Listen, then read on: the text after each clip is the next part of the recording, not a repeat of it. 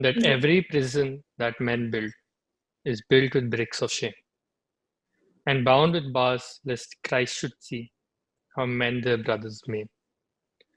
With bars they blur the gracious moon and blind the godly sun, and they do well to hide their hell, for in it things are done that Son of God nor Son of Man ever should look upon. The vilest deeds like prison weeds bloom well in prison air. It is only what is good in man that wastes and withers there. The following was an extract from the poem The Ballad of the Reading Owl by Oscar Wilde. Welcome, I'm Pulkit Goyal. I'm Ankar. I'm Nadia Shalan. I am Ananya Upadhyay. We are students of National Law University, Delhi. And as our project for the course Law and Literature, we have decided to make this podcast on prison literature. Literature is something that informs our opinions and helps us form perceptions of this world. Prisons form an integral part of the criminal justice system and indeed the state. Therefore, we thought this topic would be perfect for our Law and Literature course, which is taught to us by none other than our beloved Professor Dr. Prasananshu. Yes, Ananya. And indeed, we're very grateful to Dr. Prasanansha for letting us do this podcast. Now, talking about prisons, prisons are important as they serve as the ultimate deterrence, as the curtailment of liberty. It is a way for the state to isolate those actors which pose a threat to society and perform its part of the social contract of maintaining security. Prison life is an open secret. Everyone has a vague idea of what happens in a prison, but no one is sure, and there's hardly any conversation about it. Talking about prison literature then becomes an important facet in understanding prisons, raising awareness, and most importantly, starting a conversation about the conditions of our prisons and the rights of our prisoners. This is an important part of the discourse between law and literature. And so, by studying prison literature, we hope to begin to uncloak the prison system, the systems of punishment we uphold as justice. The four walls of a prison today serve a double purpose. They protect the law abiding society from the criminal, and they also protect the punishment apparatus from unregulated surveillance by the civil society. There are laws on paper which are supposed to moderate the guard inmate relationship. But without any surveillance, as Weidman says, prisons do their dirtiest work in the dark. The evil they perpetrate depends on a kind of willed ignorance on the part of the public. He further says the truth of art can throw light on what occurs inside prisons. And this light, whether a source of revelation for millions, a spur to political reform, or simply one more candle burning, will help to dispel the nightmare we've allowed our prisons to become. And so, to be this one candle burning, that is one of our biggest motivations behind this project. So, to talk about prison, it's very important to first understand what prisons seek to do. As Foucault puts it, prisons seek to control the body through controlling the mind. This is, however, resisted by writing, as writing allows one to disassociate from his or her surroundings. This writing is both in protest of and a result of the prison conditions. Therefore, this writing serves as a feedback loop for the prison system. And by analyzing this writing, its contents, the way it's written, we can perform a check whether the prison system is succeeding in its other purported function of reforming individuals and making them members of civil society again. While setting out to read, watch, and research for our podcast, we realized that it was first important to define the scope of this project. In other words, what exactly would we define as prison literature? We decided that naturally writing done in prisons, both fiction and non-fiction, by prisoners would be our main focus. This includes autobiographies, novels, poetry, and letters. Now let's discuss some examples. Indonesian writer Pramodia Anantatoer, who was a political prisoner between 1947 and 1949, was not even given access to writing materials, and he instead resorted to oral storytelling. He told other prisoners the stories he wanted to share, and then they would write it down and smuggle it out. On the other hand, we have Oscar Wilde, who was in prison in the UK from 1895 to 1897 for the crime of gross indecency. In other words, he was in prison for being a homosexual and being in an intimate relationship with another man, Lord Alfred Douglas. In prison, Wilde slept on plank beds with no mattresses. During his time in prison, he was only allowed to write 4 times a year to his friends. And in this correspondence, he would often ask for outside news to get that feeling of disassociation, which I earlier talked about. However, during the same time, Wilde was also undergoing bankruptcy and had to take care of his affairs and make provisions for his child and wife. And as a result, he was allowed to write somewhat more frequently for these purely legal matters. Lastly, towards the end of his prison sentence, he wrote a rather famous letter, which was released decades after Wilde had died, called De Profundis. Now, this letter was addressed to Douglas, and it was a reflection on his relationship with Douglas. And this gives us a window into the private life, how the private life of someone evolves inside prison. He wasn't allowed to send this letter, but he was nonetheless allowed to write it for medical purposes. As one critic describes it, Wilde writes to kill his own pain and grief. He writes not as art, but as a desperately serious matter.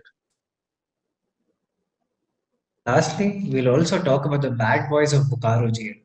Now, this is a more recent book by Chetan Mahajan, who was wrongfully accused of fraud and incarcerated at a district jail in Jharkhand for nearly a month.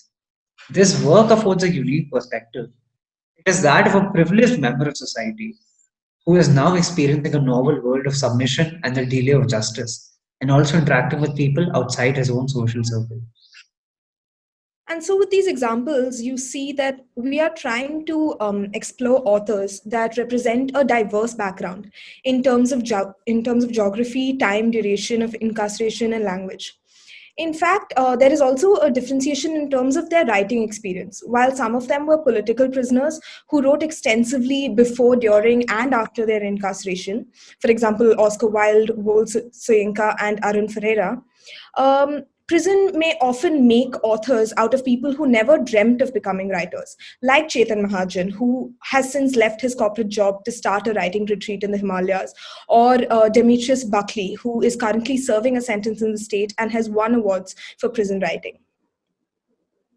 Despite all these differences and diversity, there are still common threads woven across each of these prison writings.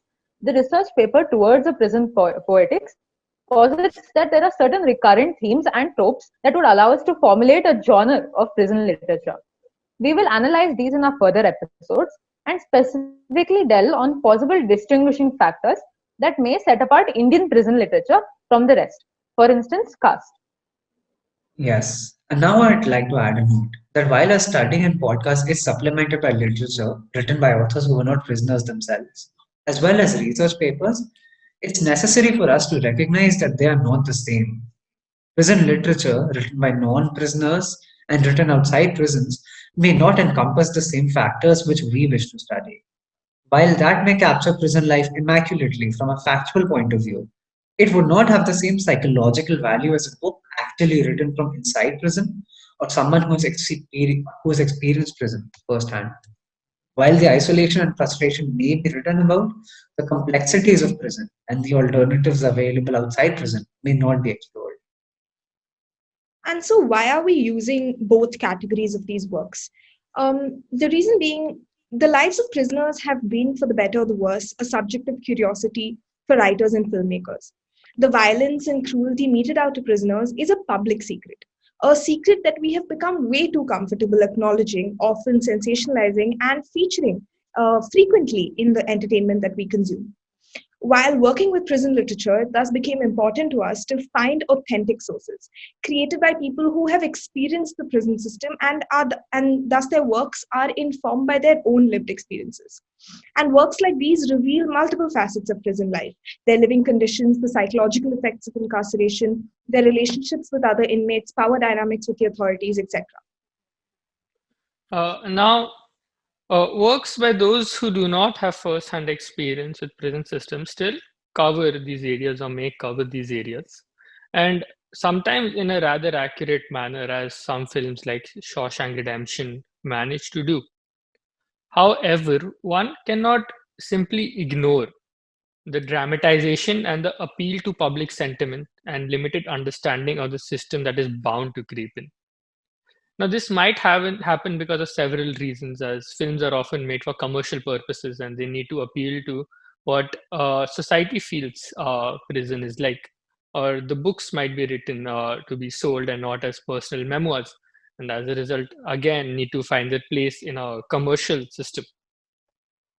Uh, and therefore, there's a very clear distinction that somehow appears between works done by prisoners and ex convicts and works which are not done by prisoners and ex convicts.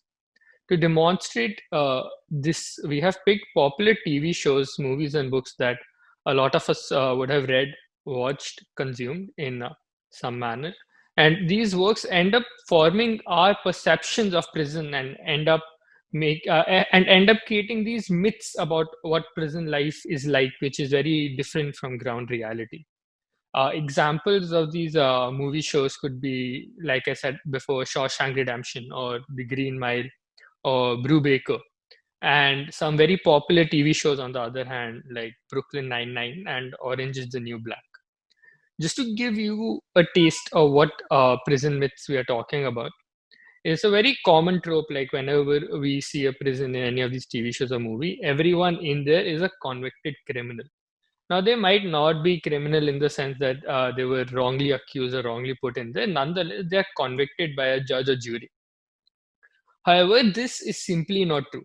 Especially when we look at it in the Indian context, we realize that almost 70% of our prison population consists of under trial prisoners.